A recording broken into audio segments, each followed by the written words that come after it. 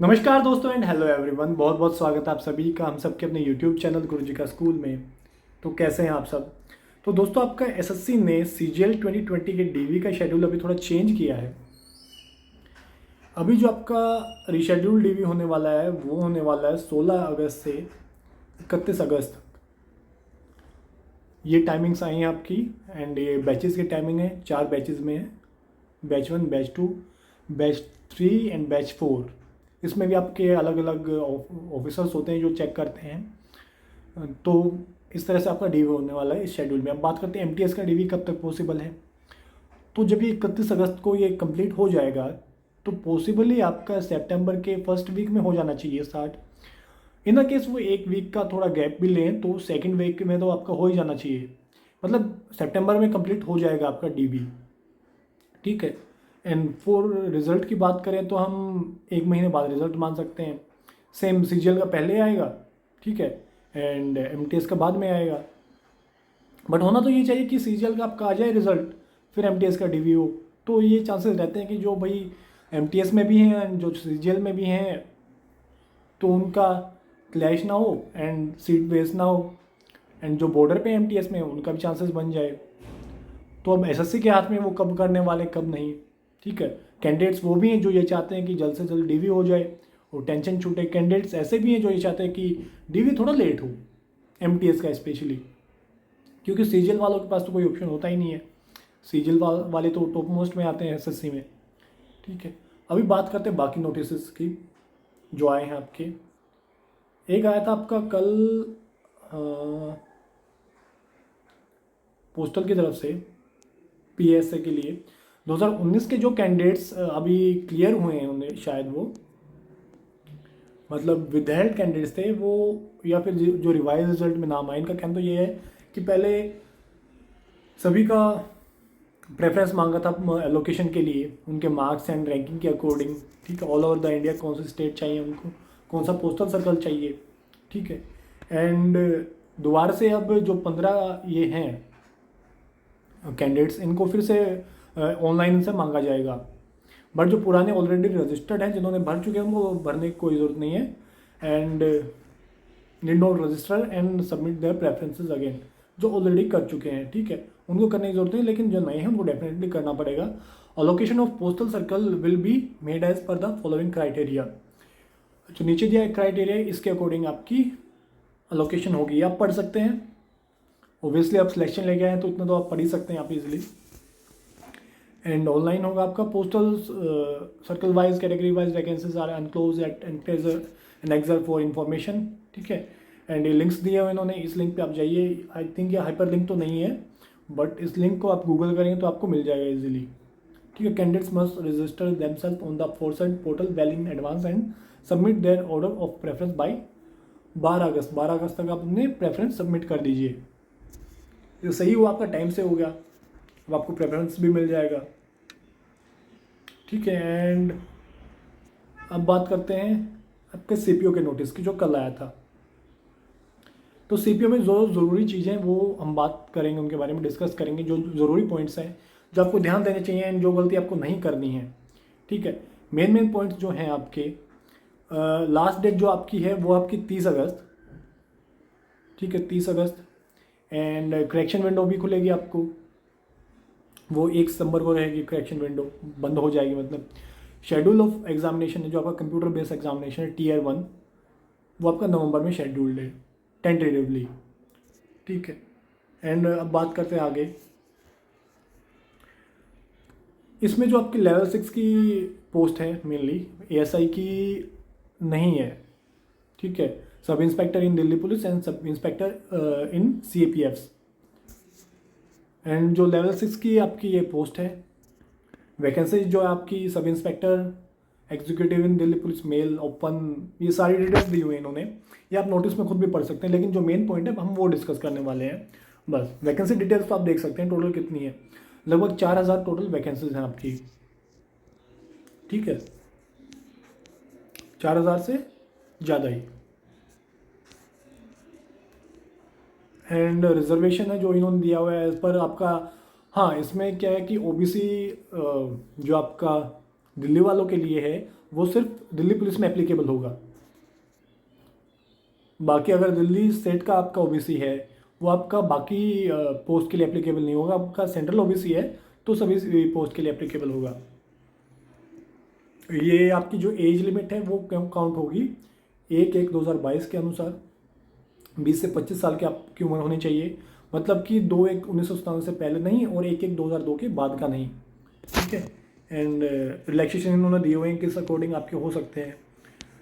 बात करें ex serviceman की, इन्होंने एक्सप्लेनेशन दी है एज यूजुअल जो होती है नोटिस में, ठीक है। जो आपके सर्टिफिकेट्स होने चाहिए, क्रूशियल डेट होनी चाहिए जो आपकी सर्टिफिकेट की वो होनी चाहिए 30 अगस्त। इससे पहले पहले आपका सर्टिफिकेट बना हुआ होना चाहिए। Will be the closing date of the for receipt of application. Mostly आपका यही रहता है, जिस दिन आपकी एप्लीकेशन क्लोजिंग होती है उसी दिन का आपका क्रूशियल डेट भी रहती है। मेनली ये होती है आपकी ओबीसी के लिए एंड ईडब्ल्यूएस के लिए तो आपका फाइनेंशियल ईयर मैटर करता है, ठीक है। जो अभी करंट ईयर चल रहा है जिसके बेस पे बना है, जाहिर सी बात है इससे पिछले वाला होगा। तो ओबीसी के जो आपके सर्टिफिकेट हो अभी बनवा लीजिए, मेन पॉइंट ये है आपका।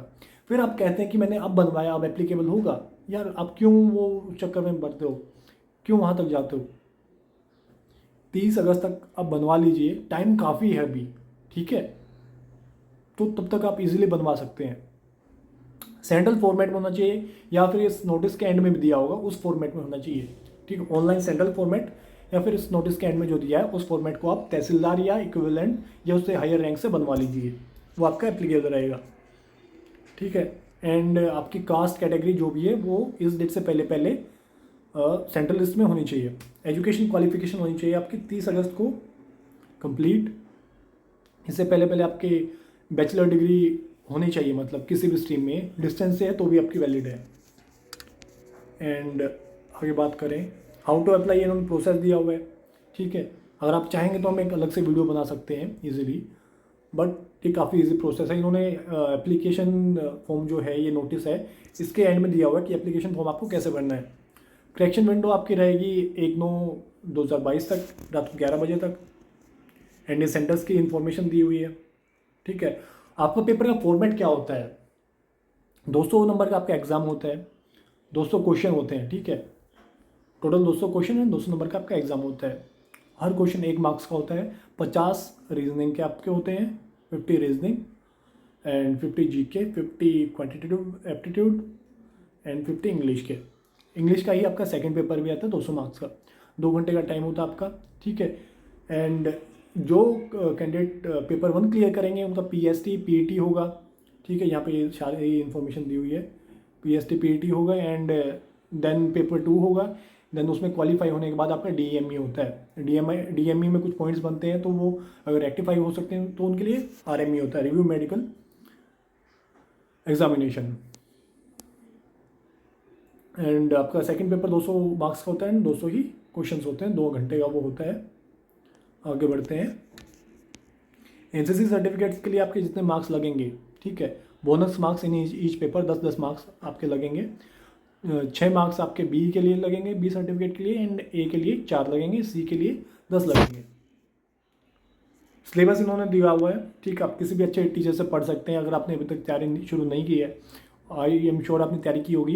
यूट्यूब पे काफ़ी अच्छे टीचर हैं, आप पढ़ सकते हैं। मैं किसी एक का नाम नहीं लूँगा, किसी एक का नाम लेना जायज़ बात भी नहीं होगी क्योंकि सभी अच्छे हैं, मतलब मोस्ट ऑफ देम अच्छे हैं और आपको अच्छे से पता होगी कौन अच्छा पढ़ाया कौन नहीं। आप पढ़ के एक बार देख सकते हो। पेपर 2 का सिलेबस दिया उन्होंने, ठीक है। एंड हाइट कितनी चाहिए आपकी, जिनको रिलैक्सेशन मिला उनको छोड़ के जो आपकी हाइट होनी चाहिए वो 170 सेंटीमीटर होनी चाहिए मेल के लिए। चेस्ट होनी चाहिए 80 अनएक्सपेंडेड, मतलब बिना फुलाए या बिना एक्सपेंशन के आपकी 80 सेंटीमीटर एंड एक्सपेंशन के साथ 5 सेंटीमीटर का एक्सपेंशन इन्होंने मांगा है। बाकी जो इन्होंने बोला कि 165 सेंटीमीटर आपकी इन एरिया से आप बिलोंग करते हैं या एसटी से बिलोंग करते हैं, ठीक है। एंड बाकी सभी के लिए सेम क्राइटेरिया रहेगा, ठीक है। एंड चेस्ट का भी क्राइटेरिया दिया उन्होंने। एक्सपेंशन 5 सेंटीमीटर का इन्होंने मांगा है, ठीक है। एसटी के लिए इन्होंने रिलैक्सेशन दिया है, आई थिंक एससी के लिए रिलैक्सेशन नहीं है। एंड मेल कैंडिडेट के लिए आपका जो PET होगा वो होगा आपका 100 मीटर का 16 सेकेंड में, ठीक है। 1.6 किलोमीटर रेस इन 6.5 मिनट्स, थोड़ा इजी रहता है ये दिल्ली पुलिस वगैरह के कंपैरिजन में। लॉन्ग जंप रहेगा आपका 3.65 मीटर इन 3 चांसेस, 3 चांस मिलेंगे आपको, एक चांस में इससे ज़्यादा कूदना है विदाउट एनी फॉल। और हाई जंप है 1.2 metre in 3 chances, and shot put है आपका 4.5 मीटर इन 3 चांसेस, एंड उसका वेट रहेगा 16 LPS। फीमेल के लिए ये क्राइटेरिया है 100 metre race in 18 second and 1800 metre race in 4 minute, and long jump रहेगा आपका 2.7 metre in 3 chances, high jump रहेगा आपका 0.9 मीटर इन 3 चांसेस। कोई रिलैक्सेशन नहीं रहेगा फॉर मतलब मेल कैंडिडेट्स के लिए कोई जो रिलैक्सेशन दिया हुआ उससे अलग कोई रिलैक्सेशन रहेगा, एंड फीमेल कैंडिडेट्स के लिए कोई चेस्ट मेजरमेंट नहीं रहेगा, वो होता भी नहीं है। आईसेट इन्होंने दिया हुआ है एंड मेडिकल एग्जामिनेशन होगा आपका, ठीक है। इन्होंने बताया कि दे कैन मार्क में, मतलब पहले मेडिकल में अगर आपका कुछ एरर निकलता है, मेडिकल एरर, तो आप 15 दिन के अंदर उसको अपील कर सकते हो रिव्यू मेडिकल बोर्ड के आगे। तो जो रीमेडिकल होगा उसके जो रिजल्ट आएगा वही माना जाएगा। एंड आईसाइट इन्होंने दिया, आप चेक करवा लें डॉक्टर से अभी तो बेहतर होगा अगर आप न्यू हैं इस फील्ड में एंड पहली बार SSC की तैयारी कर रहे हैं या CPO की प्रिपरेशन कर रहे हैं, ठीक है। एंड नॉकनी, फ्लैट फुट, ये सभी कंडीशन नहीं होनी चाहिए।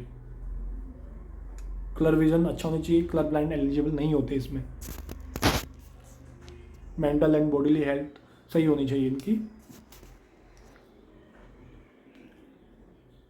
बाकी ये सभी चीज़ें दी हुई इन्होंने कि finally selected candidates for the post of sub inspector would as part of training curriculum have to pass 7 obstacle events as mentioned below, failing which they may not be retained in the force. ये सभी इनको करने होंगे, अगर ये नहीं कर पाते हैं तो प्रॉब्लम हो सकती है। टैटूज का कंडीशन दिया है उन्होंने कि टैटू डिपिक्टिंग रिलीजियस सिंबल और figures and the name as followed in Indian army are permitted. जो इंडियन आर्मी में जैसा परमिशन होता है उसी तरह से आपके इसमें भी रहेगा। लोकेशन होना चाहिए आपका tattoos marked on traditional sides of the body like inner aspect of forearm, यहाँ पे इधर, ठीक है, and but only left on forearm being non saluting. मतलब अगर आप इस हाथ से सैल्यूट कर रहे हो तो यहाँ पे आपका इन साइड में एलिजिबल है, वो भी फोर आर्म पे, ठीक है। And the hand or the dorsum of the hand shall be allowed. Size आपका मिनिमम मैक्सिमम होना चाहिए 1/4 ऑफ द पार्टिकुलर पार्ट या इससे कम ही। बाकी कंडीशन दी उन्होंने कि आपका पहले एडमिट कार्ड आएगा, जो एप्लीकेशन सक्सेसफुल फिल हो पाई हैं, एक्सेप्ट हुई हैं, देन एग्जामिनेशन होगा, देन आपका फिजिकल PET होगा, पेपर 2 होगा आपका, देन आपका मेडिकल होगा, फाइनल रिजल्ट होगा, ठीक है। अब DV कैसे होगा, DV इन्होंने दिया है, DV के टाइम पे अलग वीडियो बना देंगे। ये कंडीशन आपकी रहेंगी, क्या क्या मांगा जाएगा वो सभी डॉक्यूमेंट इन्होंने बताया है, ठीक है। रेफरेंस देना होता है आपको ऑब्वियसली, एंड यही मेन पॉइंट है। एंड मोड ऑफ सिलेक्शन इन्होंने बताया कि वो आप देख सकते हैं, मोड ऑफ सिलेक्शन पेपर 1 की कट ऑफ लगेगी आपकी, ठीक है। एंड मिनिमम क्राइटेरिया भी दिया है उन्होंने कि कितने होनी चाहिए। अक्सर ये एक्स सर्विसमैन कैटेगरी में काम आता है, बट इसमें वो भी ज़्यादा ही रहता है। एंड यही मेन पॉइंट्स हैं। फोटो वगैरह का आप ध्यान रखना, 3 महीने से ज़्यादा पुराना ना हो, दोनों कान विजिबल हो, स्पेक्टिकल्स ना हो, ठीक है। ये सभी चीज़ें आप ध्यान रखना। अगर आप कुछ भी मॉल प्रैक्टिसेस करते हुए पाए जाते हो गलत चीज़ें, तो ये इतने एरिया का बैन रहेगा आपके ऊपर। एंड अब सीधे चलते हैं जो फोटोज़ वगैरह का इन्होंने दिया होगा, आई थिंक ये कंडीशंस, ये मेन होता है आपका। सिग्नेचर आपका क्लियर होना चाहिए, जो उसका गिवन क्राइटेरिया। एंड फोटो आपका इस तरह से होना चाहिए साफ, मतलब कि दोनों कान दिखने चाहिए, या मेरे बाल बड़े होने की वजह से दिख नहीं रहा, लेकिन दोनों कान क्लियरली विजिबल होने चाहिए जैसे इसमें दिया हुआ है इन्होंने।